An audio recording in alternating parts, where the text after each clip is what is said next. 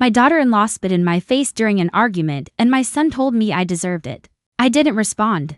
I just quietly walked upstairs and went to bed. The next morning, they woke up to the smell of pancakes and walked into a dining room full of treats. My son smirked and said, "Good, you finally understood your place." But when they saw who was sitting beside me at the table, they froze. Where are you watching from today? Drop your location in the comments and hit that like and subscribe button. Let me tell you how things reached that moment, because what happened next changed everything.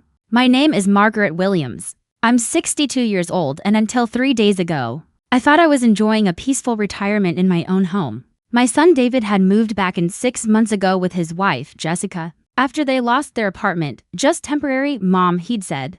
Until we get back on our feet, I should have known better. David has a habit of turning temporary into permanent whenever it benefits him. The argument that night started over something ridiculous. Jessica had rearranged my kitchen without asking, moving things to places that made absolutely no sense. When I politely asked her to put everything back, she exploded. "This is exactly what I'm talking about," she yelled, her face bright red. "You're so controlling. No wonder David's father left you. For the 100th time, my late husband didn't leave me," I said. "He died of a heart attack 5 years ago." But Jessica never let facts get in the way of a vicious insult. "Jessica, I just want my measuring cups back in the drawer where I can find them," I told her calmly. That's when she completely lost control. "I am so sick of walking on eggshells around you. This house feels like a museum where we aren't allowed to touch anything." David rushed in from the living room, and instead of defending me, he immediately sided with her. "Mom, you have been pretty rigid," he muttered, avoiding my eyes. "Maybe you could be more flexible." Jessica stepped right up to me, eyes blazing with a hatred so sharp it shocked me. "I've had it with your passive-aggressive comments and your precious routines," she spat. "You want to know what I really think of you?" She leaned in and spit directly in my face. Warm saliva hit my cheek and slowly dripped down. I stood there, frozen.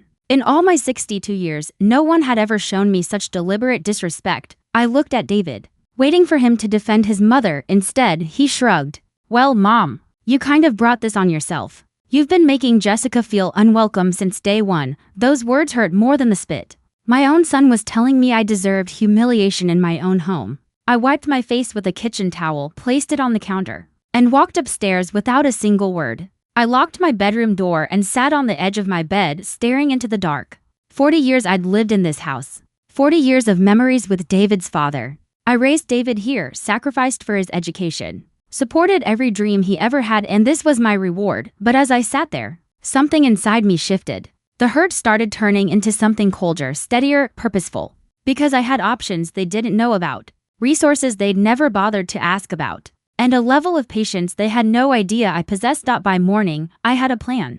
I woke up before dawn and went straight to the kitchen. Vanilla and cinnamon filled the air as I cooked the most extravagant breakfast I'd made in years: pancakes, fresh fruit, bacon, sausage, hash browns, and my famous French toast. When David and Jessica came downstairs, their eyes widened at the feast covering the table. "Good," David said smugly. "You finally understood your place." And that's when they noticed I wasn't alone. A man in a perfectly tailored navy suit sat at my table, eating pancakes like he owned the place. When they saw him, all the color drained from their faces. "Mom," David stammered.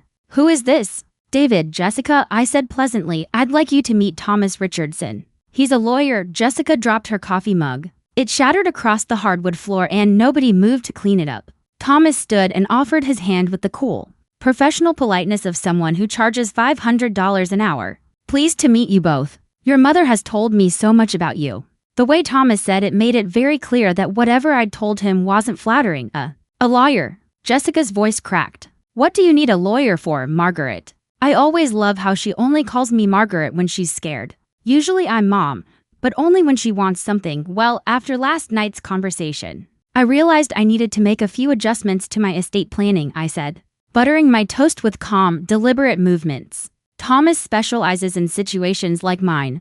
"What kind of situations?" David asked, trying and failing to sound casual. I could see the panic already rising in his eyes. Thomas opened his briefcase and pulled out a thick folder. "Elder abuse situations," he said plainly. "Your mother called me at 6 this morning to describe what happened. Spitting on a senior citizen in their own home qualifies as assault under state law." Jessica went completely still.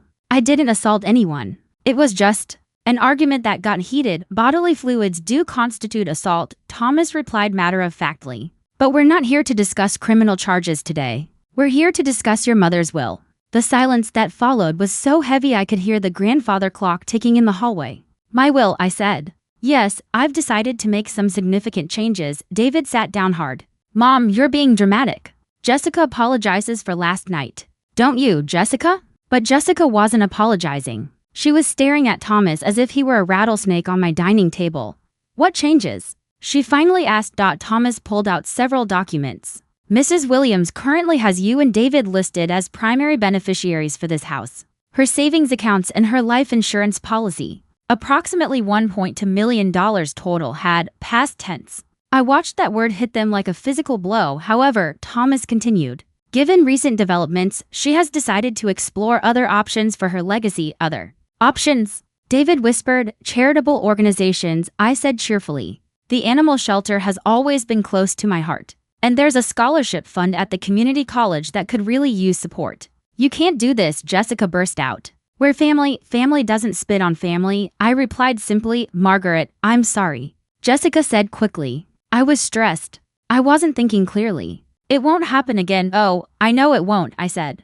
Because you're going to be moving out. The bomb landed exactly the way I'd imagined it would. Moving out? David shot to his feet so fast his chair tipped over. Mom, we can't afford to move out. You know our situation. I'm very aware of your situation, David. You've been unemployed for 6 months. And Jessica was fired from her last job for stealing office supplies. I wasn't stealing. Jessica protested.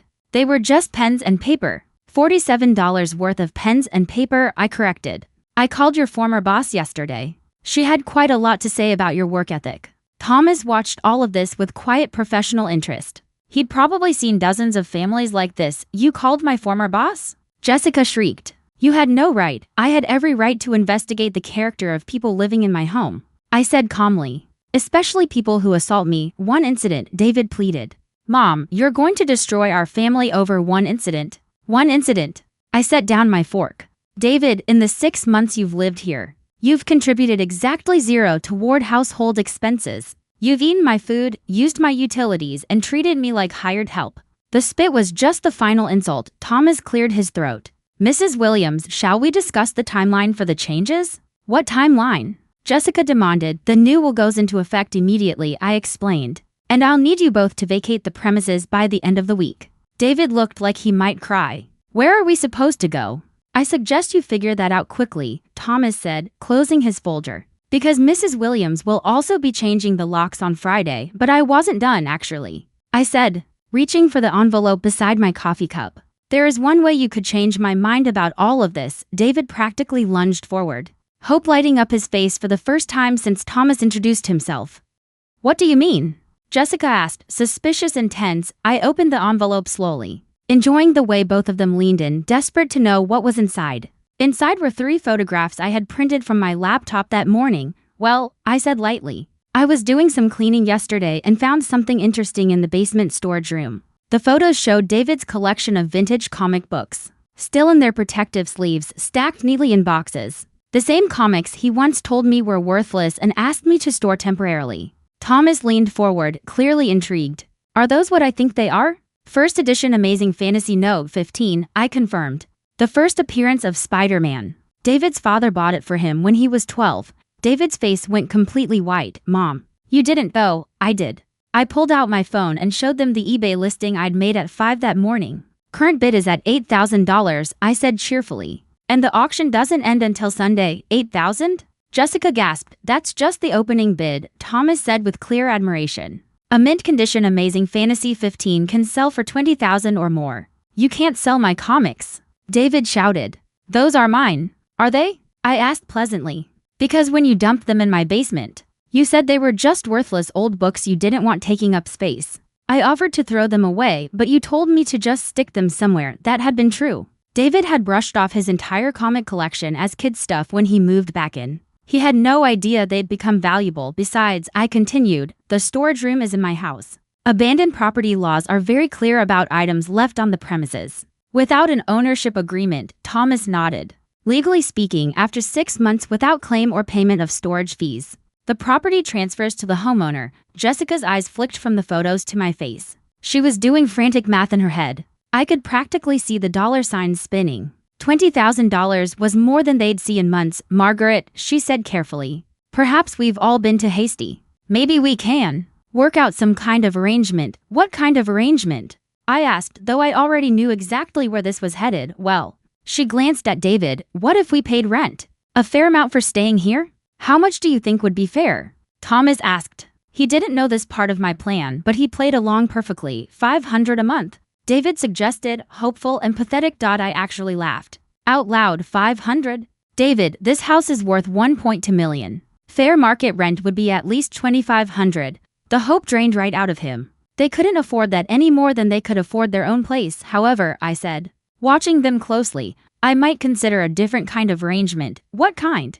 Jessica asked, trying not to sound desperate. I pulled out a sheet of paper I had already prepared, a formal contract. I said, you can stay here rent-free for exactly 90 days while you find jobs and save for your own place. And in exchange, Thomas prompted. In exchange, I said clearly, you'll both attend family counseling with me once a week. You'll contribute to household expenses based on your actual income once you find work. And most importantly, you will treat me with the respect I deserve as the owner of this home. It was more than reasonable, especially considering that Jessica had literally assaulted me less than 12 hours ago. That sounds fair, David said quickly. I'm not finished. I held up a hand. There's also a penalty clause. Any disrespect, any argument that escalates to violence, any damage to my property, and the agreement is void. You're out immediately with no further discussion. Jessica scanned the contract. This is very specific. It has to be, Thomas said smoothly. Clear boundaries prevent future misunderstandings, and if we sign this, David asked anxiously,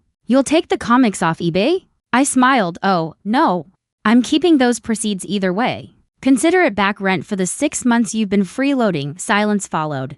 Thick, heavy silence. They were processing everything, the rules, the consequences. The fact that I held every single card. I think we need to discuss this privately, Jessica said at last. Of course, I said. Thomas and I will be having coffee on the back patio. Take your time. As we stepped outside, Thomas shook his head in admiration. You've backed them into a corner beautifully. They can't afford to leave, but they can't afford to stay on your terms either. They'll sign, I said confidently. Jessica's too proud to admit defeat, and David is too scared to face the real world without me. And if they don't honor the agreement? Thomas asked. I smiled as I watched the two of them arguing in hushed, frantic voices through the kitchen window. Then I get my house back, I said. And they get nothing. Either way, I win. 20 minutes later, they came outside with the signed contract. But the moment I saw Jessica's face, I knew she was already plotting how to break it, and I was right. Jessica lasted exactly 11 days before she decided to test my new boundaries. It started small because with people like her, it always starts small. She forgot to clean up after herself. She left passive-aggressive comments about the house rules. She began leaving tiny messes here and there, clearly testing whether I would actually enforce the contract. I documented everything. Photos of dirty dishes she left in the sink. Screenshots of text messages where she complained to her friends about living with her controlling mother-in-law, even recordings of her phone calls where she badmouthed me to anyone who would listen. Thomas had advised me to keep evidence, just in case. The breaking point came on a Tuesday morning. I'd noticed small things in my bedroom were off for days. A drawer left slightly open. My jewelry box shifted just a bit, papers not exactly where I left them. At first I wondered if I was imagining it. But then I walked into my room and found my bank statements scattered across my desk, instead of neatly filed in their folder. That was no accident. Jessica, I called downstairs. Could you come up here, please? She appeared in my doorway, wearing that fake innocent expression she always used when she'd been caught. You wanted to see me? I gestured at my desk. Can you explain why my personal financial documents are all over my room? I don't know what you mean, but her eyes flicked toward the papers and back way too fast. My bank statements were filed in that folder. Now they're spread all over my desk like someone was reading them. Maybe you forgot where you put them, she said sweetly. It happens when people get older. There it was, the violation I had been waiting for, Jessica. I said evenly. Are you suggesting I'm having memory problems? I'm just saying maybe you're confused about where you left things. I pulled out my phone and showed her the photos I'd taken of my perfectly organized desk to days earlier, time-stamped and dated. These photos prove exactly where my papers were. Unless you're claiming I also have memory problems about taking pictures? She realized she'd been caught. Her whole demeanor dropped instantly. The fake sweetness evaporated. Fine, she snapped. I was looking at your bank statements. Do you know how frustrating it is to be broke while living with someone? Who has hundreds of thousands of dollars just sitting in accounts? So, I said calmly, you decided to invade my privacy and go through my financial information. I needed to know what we were dealing with. David's been talking about asking you for money for a business idea. And I wanted to see if you could actually afford it. This was getting interesting. What business idea? He wants to start a landscaping company. He needs about $30,000 for equipment and a truck, $30,000. They've been planning to ask me for $30,000 while contributing nothing and treating me like a burden. And you thought going through my private papers would help with that request? I thought it would show whether you're really as tight with money as you pretend to be. Or if you're just being mean, that was it. Crystal clear, documented, a direct violation of the respect clause. Jessica, I said. You need to pack your things. What? You violated the respect clause of our agreement. You're out. She actually laughed. You can't kick me out for looking at some papers. That's ridiculous. I held up my phone. I've been recording this entire conversation. You just admitted to going through my private financial documents without permission. And you insulted my character in the process. Her laughter died instantly. You were recording me? It's my house. I'm allowed to record conversations in my own home. She sputtered for a moment, struggling for words. Before finally finding her voice, David won't let you do this to me. David signed the same contract you did, I said calmly. He's bound by the same terms, we'll see about that. She stormed downstairs. Screaming for David, I followed at a normal pace. Already knowing exactly how things would unfold, David would try to negotiate. Jessica would demand he choose sides. And I would remind them both contracts have consequences, David. Jessica's voice echoed through the house. Your mother has lost her mind. She's trying to kick me out for looking at some stupid papers. David came out of the living room, where he'd been watching TV all morning instead of job hunting. What's going on? Your wife violated our agreement, I said plainly. She went through my private financial documents without permission, and then insulted me when I confronted her about it. David looked between us, and I could practically see the calculation happening behind his eyes. His wife or his housing situation. His marriage or his comfortable life living off his mother, Mom. Maybe we could work this out. Then to Jessica, apologize to my mother. I'm not apologizing for anything. She's the one who set up this ridiculous contract with all these impossible rules. The rules aren't impossible, I pointed out. You just have to treat me with basic respect. Apparently, that's beyond your capabilities. David was sweating now.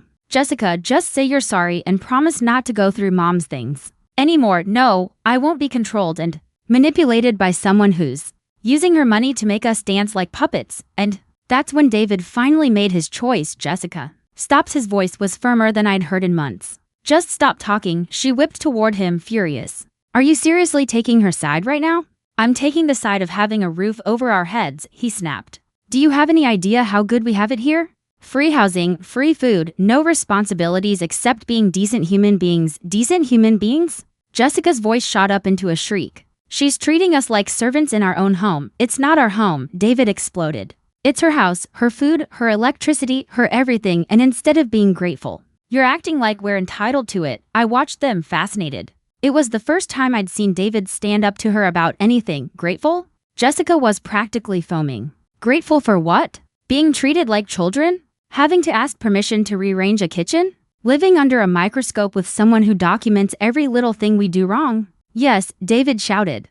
Grateful for all of that. Because without my mother's generosity, we'd be sleeping in your car. That stopped her cold. They had never told me they'd lost their car, but apparently, things were even worse than I realized. We wouldn't be sleeping in my car, she said quietly. Because I sold my car 3 months ago to pay our credit card bills. Silence fell across the room. Even I was shocked. You sold your car? David stared at her. When?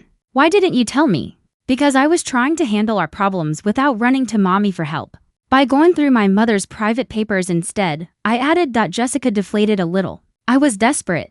David, we're $30,000 in debt. We have no income and no prospects. When you mentioned wanting to start a business, I thought maybe if I knew how much money your mother had, you thought you'd figure out the best way to manipulate me into giving it to you. I finished. She didn't deny it. David sank onto the couch. $30,000 in debt. Jessica, what haven't you told me? The credit cards. The student loans. The personal loan my mother co-signed for my business idea that failed. What business idea? The one I tried to start last year. The online boutique. I maxed out our cards buying inventory that never sold. I was learning more about their financial disaster in 5 minutes than I had in 6 months of living with them. So let me understand this, I said calmly. You're $30,000 in debt. You sold your car. You have no income. And you thought the solution was to go through my private papers to figure out how to convince me to give you more money when you put it like that. It sounds bad, Jessica mumbled. It doesn't just sound bad. It is bad. I pulled out the signed contract. And more importantly, it's a violation of our agreement. David looked defeated. Mom, please don't make us leave. We literally have nowhere to go. You should have thought about that before your wife decided to snoop through my bedroom. I'll make it right, David promised. I'll get a job. Any job, I'll pay rent. I'll make Jessica apologize properly. David, no, Jessica started, but he cut her off. Jessica, either you apologize to my mother right now, or we're both homeless. Your choice. She stared at him like she had never seen him before. You're choosing her over me. I'm choosing survival over pride, he replied. Something you might want to consider. Jessica looked between us, her face cycling through anger, disbelief, and finally resignation. Then she turned to me with the most insincere expression I'd ever seen. Margaret, I apologize for going through your personal papers. It was wrong of me, and I promise it won't happen again. And David prompted. And I'm sorry for being disrespectful to you in your own home. I studied her face. The apology was forced, but at least it was an apology. Thank you, Jessica. I accept your apology. David exhaled with relief. So we can stay? I folded the contract and slipped it into my pocket. You can stay on one condition. What condition? Jessica asked suspiciously. David, you'll start a job search today. Not a business plan, not a scheme to get money from me, an actual job search. Retail, food service, whatever you can find. Done. He agreed instantly. And Jessica, I continued, since you're so interested in my financial situation, you're going to help me organize my paperwork. Under supervision, of course, she winced. Organize your paperwork. All of it. Tax documents, bank statements, insurance policies, investment accounts. You'll learn exactly what my financial situation is, but you'll do it legitimately. Is that supposed to be punishment? She muttered. I smiled. Oh no, Jessica. That's supposed to be education. Because once you see the reality of my finances, you'll understand why I'm so careful about how I spend my money. What do you mean? I mean, my hundreds of thousands of dollars might not be quite what you think they are. David and Jessica exchanged glances. They were about to find out that their assumptions about my wealth were wildly inaccurate. But the full truth wouldn't come out until much later. Jessica's education began the next morning in my home office. I had several filing boxes prepared and a detailed spreadsheet ready. We'll start with tax returns, I said, handing her a stack of papers. Last 5 years should be sufficient. She sat down reluctantly and began sorting. Within an hour, her entire attitude had shifted. Margaret, she said slowly, according to these tax returns, your income is only about $40,000 a year from Social Security and your pension. That's correct, but the bank statements showed hundreds of thousands in savings accounts. Those are from selling your father-in-law's business after he died. David looked up from his laptop, where he was half-heartedly job searching. Dad's business? I thought it was just a small accounting firm. It was. But small doesn't mean worthless. Your father spent 30 years building relationships with local businesses. When he died, I sold the client list and the office lease to a larger firm. How much did you get? Jessica asked. I handed her the purchase agreement. $200,000 after taxes and legal fees. David let out a low whistle. I had no idea it was worth that much. Most people don't understand the value of a well-established service business, I explained. But Jessica, keep reading. Look at the balances over time. She flipped through several months of statements, her frown deepening. The balances keep going down. Exactly. When you're living on a fixed income and drawing from savings, the money doesn't last forever. How long will it last? David asked quietly. I pulled out the financial planning worksheet Thomas had helped me prepare. At my current spending rate, approximately 12 years. Less if I need long-term care or have major medical expenses. The reality began to sink in. I wasn't a wealthy widow with unlimited resources. I was a retiree trying to make modest savings last for the rest of my life. But the house, Jessica protested. It's worth over $1 million. It's worth that if I sell it. But if I sell it, where do I live? Comparable housing would cost me $3,000 a month in rent, which would drain my savings in 4 years instead of 12. David closed his laptop. Moms, I never realized. I mean, I thought you were comfortable. I am comfortable as long as I'm careful. But supporting two additional adults indefinitely would change that calculation significantly. Jessica stared at the projections. So when you said you couldn't afford to support us, I meant it literally. If I paid for your housing, food, and expenses for more than a few months, it would threaten my own financial security. This was mostly true. I was being conservative with my projections, but the basic math was sound. Supporting David and Jessica long-term would absolutely affect my finances. What I wasn't telling them was that I had additional resources they didn't know about. I'm sorry, David said suddenly. I never thought about it from your perspective. I just assumed that since you owned the house, you assumed I was wealthy because I have assets. I finished for him. But assets and cash flow are different things. Jessica was still flipping through the bank statements. What about this investment account? The one with Richardson Financial? I tensed slightly. She'd found the one account I'd hoped she wouldn't notice. That's my emergency fund. It's managed by a financial advisor to protect it from inflation. How much is in it? She asked. That's not relevant to our current discussion. It shows quarterly dividends of about $3,000, she pressed. That suggests a significant principal balance. David's head snapped up. Mommy, how much is in the investment account? I could have lied. I probably should have lied. But Jessica's attention to detail caught me off guard. About $400,000. The silence that followed was thick and heavy. $400,000? David's voice cracked. Mom, that changes everything. No, I said calmly. It doesn't, but with that money, I could afford to destroy my retirement security. To enable your lack of responsibility, I said sharply. That account is untouchable. It's what will pay for my care when I'm too old to live independently. Jessica set the papers down. So you do have money. You've been playing poor this whole time. I've been playing realistic. There's a difference. You let us think you were barely getting by. You never asked about my finances, I reminded her. Until you decided to snoop through my papers. David was staring at me like he was seeing me for the first time. $600,000 in total savings plus the house. Mom, you're worth over $1 million on paper. And I'm 70 years old with no income beyond Social Security. $1 million has to last me potentially 20 more years. That's $50,000 a year. Jessica calculated quickly. Plus Social Security. You could live comfortably on that, unless I need assisted living, I countered. Which costs $60,000 a year. Or memory care, which costs $90,000. Or long-term medical care, which could cost even more. They went quiet. Both of them absorbing the reality. So you're not poor, David said finally. But you're not rich either. I'm financially secure if I'm careful, I said. And if I don't have any major surprises, like supporting unemployed adult children. Jessica added quietly, exactly, but even as we talked, I was thinking about the phone call I'd gotten earlier that morning. From my real financial advisor, the one who managed accounts Jessica hadn't even seen.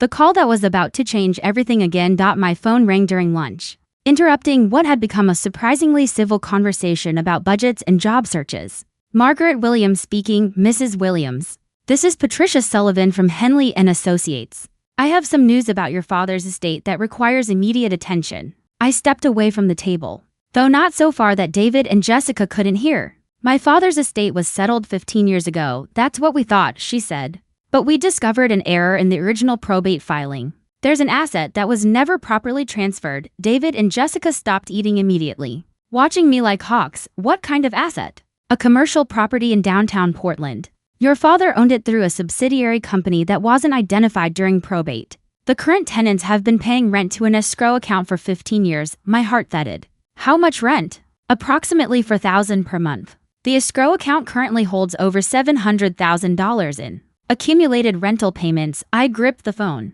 tighter. $700,000, money that legally belonged to me and that I had never known existed. Mrs. Williams? Are you still there? I'm here. What do I need to do? We'll need you to come to our office to sign the transfer documents. The property and escrow funds will be transferred to you immediately. I'll come this afternoon. I hung up and turned around. David and Jessica were staring at me with wide, stunned eyes. $700,000. David whispered, it appears so. Jessica stood up abruptly. Margaret, this changes everything. With that money, I could what? I asked, genuinely curious. You could help us get back on our feet. You could loan us the money for David's business. I sat back down and took another bite of my sandwich. Could I? Mom, David said urgently. This is like winning the lottery. That's enough money to solve all our problems. All of whose problems? Our problems, I asked. Jessica jumped in quickly. The family's problems. I took another bite of my sandwich and chewed, thinking carefully. David, what exactly are your problems? He looked annoyed. You know what they are. We're in debt. We don't have jobs. We don't have a place to live. Those sound like your problems, I said calmly. Not family problems. Jessica leaned forward, trying for the reasonable voice she used when she wanted something. Margaret, be reasonable. This is an opportunity for all of us to benefit. You don't need all that money just sitting in an account, don't I? I asked. You just told us you have enough saved for retirement, she said. This is extra money. Found money. I set down my sandwich. Jessica, let me ask you something. If you found $700,000, would your first thought be to give it to someone else? That's different, she said without hesitation. How is it different? Because we're family. Family helps family. Family? I repeated slowly. Jessica, what have you contributed to this family since you've been here? I've been trying to find work. You've been sleeping until noon and complaining about my house rules. That's not the same thing. She shot back. David jumped in to defend her. Mom, that's not fair. We're both trying, are you? I asked. David, you've applied for exactly 3 jobs in 6 months. All of them were positions you decided were beneath you. I don't want to waste my education working. Retail, he muttered, but you're willing to waste my retirement savings avoiding work entirely, and now the truth was settling over them, heavy and undeniable. They'd spent 6 months treating me like an ATM and now they wanted even more. Look, Jessica said, switching to a new tactic. What if we made this a business arrangement? You could invest in David's landscaping company and we'd pay you back with interest. What's David's business plan? I asked. We haven't written it up yet. And what's his experience in landscaping? He's always been good with yard work. What's his market research? Market research? Who are his potential customers? What services will he offer? What are his startup costs beyond equipment? And what's his projected timeline for profitability? Jessica had no answers. Her silence said everything. You want me to invest $30. Zero in a business that exists only in David's imagination. Run by someone with no relevant experience, no business plan, no market research, and no timeline for success. When you put it like that, asterisk. I'm putting it accurately, I said. And that's exactly the kind of financial decision that would turn my found money into lost money. David looked desperate. Mom, what would it take for you to consider helping us? I stood up and began clearing the table. Show me you can help yourselves first. What do you mean? Jessica asked quickly. Get jobs, any jobs. Show me you can earn money and manage it responsibly. Develop an actual business plan with research and projections. Prove that you're worth investing in. How long would that take? Jessica asked. However long it takes, but we need help now, she snapped. You needed help 6 months ago. You've had half a year to figure this out. And instead you've been living off my generosity while planning to ask me for more money. I gathered the dishes and headed for the kitchen, leaving them both sitting in stunned silence. What I didn't tell them was that I was going to Portland that afternoon, but not for the reason they thought. The meeting at Henley and Associates was everything I'd hoped for. Patricia Sullivan, a sharp woman in her 50s with decades of estate experience, looked over the documents with an impressed expression. Mrs. Williams, I have to say, this is one of the most unusual cases I've handled. Your father was quite the businessman. She spread the documents across the conference table. The property was a small office building with 3 commercial tenants. The escrow account held exactly $743,000. However, Patricia said, there's something else you should know about this property. What's that? I asked. One of the tenants is facing financial difficulties. They're 3 months behind on rent and have asked about purchasing the building. Purchasing it? They've made a preliminary offer of $1.8 million. I set down the papers I'd been reading. $1.8 million. Plus the accumulated rent money. Over $2.5 million total. Double quotes. Mrs. Williams, are you all right? Patricia asked. I'm fine, I said softly. Just processing the magnitude of this discovery. There's one more thing, she added. The purchase offer comes with a condition that the sale close within 60 days. The tenant company is expanding rapidly and needs permanent space quickly. And if you don't sell, they'll find another location and terminate their lease. Since they're your largest tenant, that would significantly reduce the property's value and rental income. I leaned back in my chair. This wasn't just found money, this was a decision that would shape the rest of my life. I need some time to think about this, of course, Mrs. Williams, Patricia said. May I speak frankly? Please do. At your age, having liquid assets is generally preferable to managing rental property. The sale would give you complete financial independence for the rest of your life. She was right. With that money invested properly, I'd never have to worry about finances again. I could even choose to help David and Jessica if I felt they deserved that help. I drove home with the signed transfer document and a cashier's check for $743.00 sitting in my purse. By the time I pulled into my driveway, I'd already made my decision about the property sale. But first, I wanted to see what David and Jessica had done with their afternoon. I found them exactly where I'd left them. David was on his laptop again, but instead of job searching, He was researching landscaping equipment. Jessica was making lists of business names and logo ideas. How did the meeting go? David asked as I walked in. The property is mine, and the money is in my account. That's wonderful. Jessica exclaimed. So, you can help us get started? I sat down across from them. Actually, I have an opportunity to sell the property for $1.8 million. Both of their mouths fell open. $1.8 million. David whispered, plus the rental money, I added. It would be about $2.5 million total. Jessica was practically shaking with excitement. Margaret, this is incredible. We could all be set for life. I could be set for life, I corrected. This is my inheritance. But family, David started. Yes, let's talk about family, I said, cutting him off. David, what did you accomplish this afternoon while I was claiming my inheritance? He gestured toward his laptop. I've been researching commercial lawnmowers. And you've been shopping for equipment for a business that doesn't exist, I said. Instead of looking for work that could actually provide income, I was planning, he insisted. You were fantasizing, I turned to Jessica. What about you?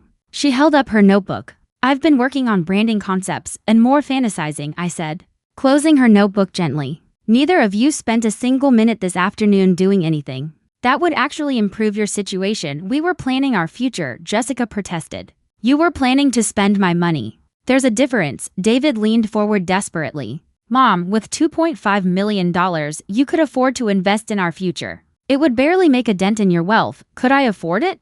Yes, I said. Should I invest in people who won't even look for jobs while living in my house rent-free? Absolutely not. You're being cruel, Jessica snapped. I'm being practical. And I've made a decision about the property sale. They both held their breath. I'm accepting the offer, but there's a condition attached to how that money gets used. What condition? David asked. I pulled out my phone and showed them the rental listing I'd found during my drive home. It's a lovely 2-bedroom apartment about 20 minutes from here. Available immediately. You want us to rent an apartment? Jessica's voice was flat. I want you to become independent adults, I said. The lease is in your names. First month's rent paid by me as a move-out gift, and after that? David asked quietly. After that, you support yourselves like every other married couple in America. David stared at the listing. Mom, we can't afford this on our own. Then you'd better find jobs quickly. What if we can't find work in time to make the rent? He asked. I smiled slightly. Then you'll learn what real financial pressure feels like, and maybe that will motivate you in ways my generosity never could. But I wasn't done. Surprising them, the apartment viewing was scheduled for Thursday morning. I insisted on driving David and Jessica there myself officially to help them evaluate the space. But really to make sure they couldn't back out. The apartment was perfect for them. 2 bedrooms, a modern kitchen, washer and dryer connections. The rent was $1,500 a month, high enough to require both of them to work. But not impossible. It's nice, David admitted reluctantly as we walked through the living room. The kitchen is bigger than I expected, Jessica said. Though her tone made it clear she was searching for reasons to dislike it, the property manager, a woman named Carol, was explaining the lease terms when my phone buzzed with a text. It was from Thomas Richardson. Important development. Can you call me immediately? I excused myself and stepped outside to return his call. Margaret, we need to meet today. Something significant has happened with your case. What case? I'm not involved in any legal case. You are now, Thomas said. Jessica's former employer has filed a criminal complaint against her for embezzlement. The police want to interview you as a witness. My blood went cold. Embezzlement? I thought she was fired for stealing office supplies. That was apparently the tip of the iceberg. They've discovered she forged purchase orders and invoiced fake vendors for almost $50. Zero over 6 months. $50,000. No wonder they were drowning in debt. Thomas, what does this mean for me? Since Jessica has been living in your house, they'll want to verify you weren't involved. And Margaret, there's something else. What? They've also opened an investigation into David's unemployment benefits. Apparently, he's been claiming to look for work while receiving payments. But there's no record of actual job applications. Benefit fraud. Both of them were now potentially facing criminal charges. How bad is this? I whispered. Jessica could be looking at felony charges. David's case is less serious, but still problematic. Margaret, you need to distance yourself from their legal problems immediately. I looked through the window at David and Jessica, still talking with Carol about the apartment, totally unaware that their past was about to catch up with them. I'll call you back in an hour, I told Thomas, then walked back inside. So, what do you think? I asked brightly. We'll take it, David said. Jessica shot him a startled look, but he seemed ready to embrace independence. Excellent, Carol said. I'll need first month's rent, last month's rent, and a security deposit. Dollar for 1,500 total. I took out my checkbook. I'll cover the first month's rent as promised. You two will need to handle the rest. The rest? Jessica's voice cracked. We don't have $3,000. Then I guess you'd better figure out how to get it quickly, I said as I wrote the check. The apartment won't hold itself. David was panicking. Mom, we can't come up with that kind of money by ourselves. Sure you can. You have until tomorrow to make this work. I handed Carol the $1,500 check. This holds the apartment for 24 hours, correct? Correct. They have until tomorrow at noon to bring the balance, or the apartment goes to the next applicant on the drive home. David and Jessica argued frantically about where to find $3,000. We could sell something. Jessica said, sell what? We don't own anything valuable. We could ask friends for loans. What friends? We've already borrowed money from everyone we know. I listened to their desperation with a quiet sense of satisfaction. This was the real-world pressure they'd needed for months. There is one option, I said casually as we pulled into my driveway. What option? David asked eagerly. You could get jobs today, any jobs. Even minimum wage work would give you enough for the deposit if you could both start immediately. Nobody pays on the first day, Jessica protested. Restaurants do. Construction companies do. Cleaning services do. You've just been too proud to consider those kinds of jobs, Mom. Please just loan us the money. David begged. We'll pay you back. With what income? I asked. You still haven't solved the fundamental problem having jobs. I parked and turned to face them. David, Jessica, I need to tell you something important. What? They asked together. The police called while we were looking at the apartment. All the color drained from their faces. What did they want? Jessica whispered. They want to interview me about some irregularities in your former employment records.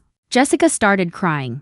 David stared at me like the ground had opened under him. How much trouble are we in? He asked quietly. That depends on how honest you've been with me about your situations. We told you the truth, Jessica sobbed. I shook my head slowly. Jessica, embezzling $50,000 is not the same as taking office supplies. She looked like she might collapse, and David claiming unemployment benefits while not actually looking for work is fraud. Who told you that? He demanded. People talk, David. This is a small town in reality. Thomas had sources at both the police department and the unemployment office. But they didn't need to hear that. What happens now?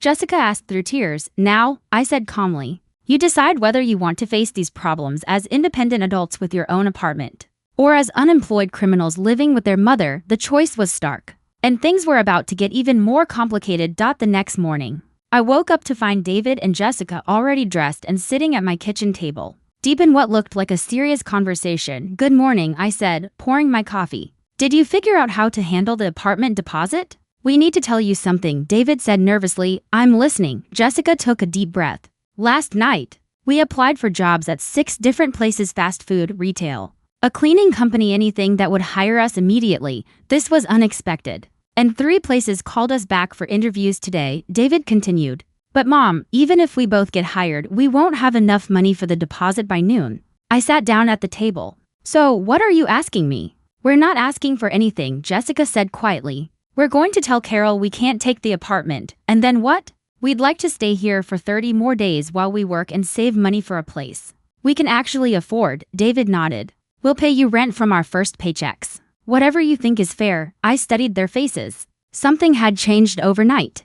The desperation was gone, replaced by actual determination. What happened to change your minds? I asked. Jessica glanced at David, then back at me. We stayed up all night talking about our situation. Really talking? I asked, not just complaining or planning how to spend your money. Yes, David admitted. And we realized that everything you've been saying is true. We've been acting like entitled children instead of adults. The police investigation scared you? I asked. Yes, Jessica said honestly. But it also made us realize we can't keep running from our problems. Whether we're living here or in that apartment, we still have to face what we've done. This was the most mature conversation I'd had with either of them since they'd moved in. So, you want to stay here and work on becoming independent? I asked. If you'll let us, David said, with real jobs, paying real rent, following the house rules without complaint. I sipped my coffee, considering this development.